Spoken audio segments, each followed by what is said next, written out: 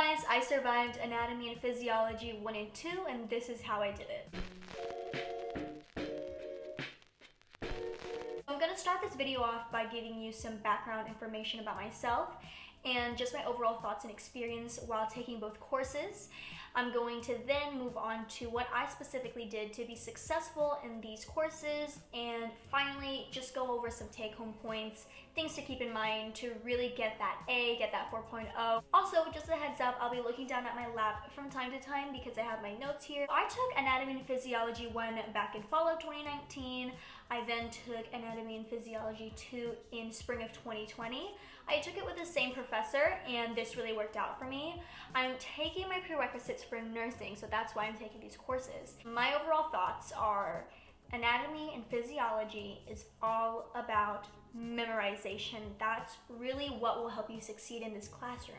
Because if you think about it, you're trying to, label body parts, maybe bones, muscles, you're trying to remember functions of specific body parts, and you have to understand processes of the body. So you need to be able to have a way to efficiently retain the information and not get overwhelmed. My first tip in taking this class is choose a good professor. This, I cannot stress enough, your professor really does make or break your whole experience with the class, and even beyond science courses.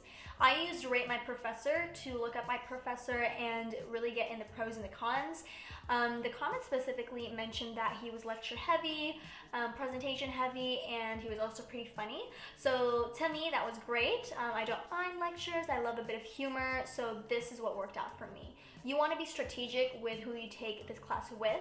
You want to make sure that their teaching style fits your learning style. Another key to my success in both classes is note-taking. I firmly believe that the reason why I was able to do so well in these classes were because I took quality notes. For me, I write really slow, so typing has always been my go-to mode of note-taking. I take notes on my Chromebook, and I make a specific folder for the class. So in this case, I had a folder for Anatomy 1 and Anatomy 2.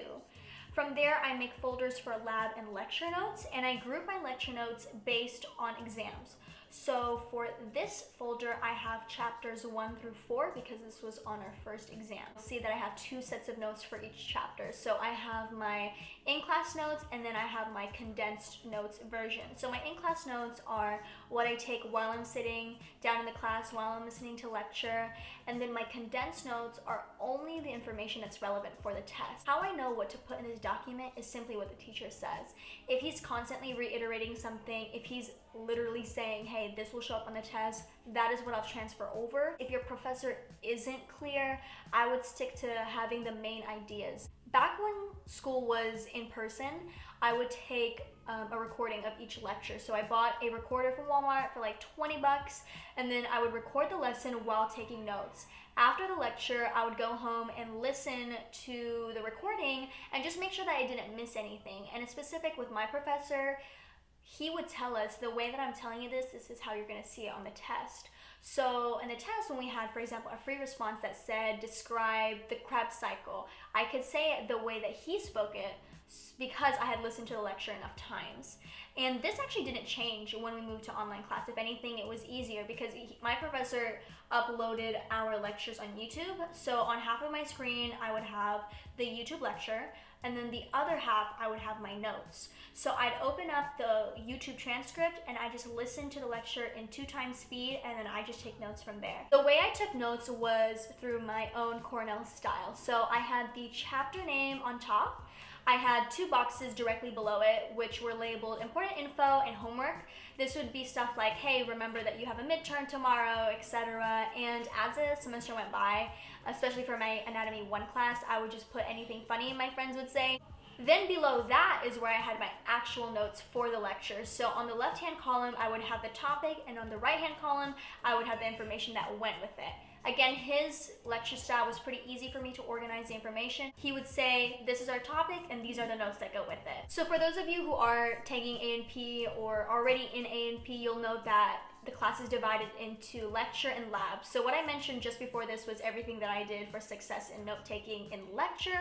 For lab, on the other hand, this will really depend on your school and on your professor. For Anatomy 1, we had lab packets we would have to print every week, and we would just fill it out from there. But for Anatomy 2, we had to purchase a workbook that we would fill out. No matter how your professor will lay out lab for you, the biggest tip to success here is pictures. And better yet, if you have pictures of the models themselves, if you even have the models, this will really help you on practicals and midterms, all tests, period. Because when it comes to lab, this is where you're actually seeing said body part. So if in lecture you're learning about the functions of the spleen, lab is where you're going to see it and where you're going to be like labeling it. So I suggest printing out pictures of the actual models, or better yet, having the models on hand and then practicing labeling from there. That way when you do see it again on tests or on quizzes, you feel confident because you're already accustomed to seeing this. Just important things to keep in mind about notes. You want to refrain from taking a script of what your professor is saying, especially if you take notes on laptop like me. I had to fight the urge to just type exactly what my professor said, because honestly, half of the time I don't know what my professors are saying, so I then have to translate it into layman terms. The way I think about this is, if my classmate was absent and went up to me to ask me what did they miss, I want to be able to say it efficiently, in a summarized way, in a concise way that makes sense. Again, your notes should help you, not give you extra work. If you're just writing a script of what your professor says, you're giving yourself more work to do later, having to like translate it again and almost be in that lecture space all over again, which is not fun, because lectures are not fun. Next tip, you have to stay organized. I used a binder for lab and then my laptop for lecture. I made use of binder dividers and I tried to section out work from there, and I also kept track of our quizzes because this was the closest resource I had to test questions. And make sure to have a physical copy of your syllabus. I do this for every class. Before the class starts, I'll print it, I'll go over it, I'll highlight information. That way I'm aware of what I'm walking into, even before the class starts. And for anatomy specifically, if I didn't do so well in a test, at least I had the peace of mind knowing, hey, he's gonna drop this, or my final will replace this grade. It's just a great resource. Finally, I wanna wrap up the video by just talking about some quick tips and tricks that really helped me with anatomy and physiology. The first being focus on the big picture first and details later. Don't overwhelm yourself by going straight for the details. Keep your understanding at surface level and go deeper from there as you gain more understanding of the topic. Second, mnemonics are your best friend. Specifically for me, the dumber the better. It's a lot easier to remember information when it's put in a funny way, you know, funny analogies, than it is if it was straight up the actual scientific terms. And finally, because like I mentioned, there's always a lot of information to go with specific topics, I challenged myself and always asked, is there a way that I could put this in a sentence or less? This way, it forced me to only pick out the main ideas that would be relevant towards the test and gave me less to remember. It's all about studying smarter, not harder. This was not only how I survived Anatomy and Physiology 1 and 2, but how I thrived.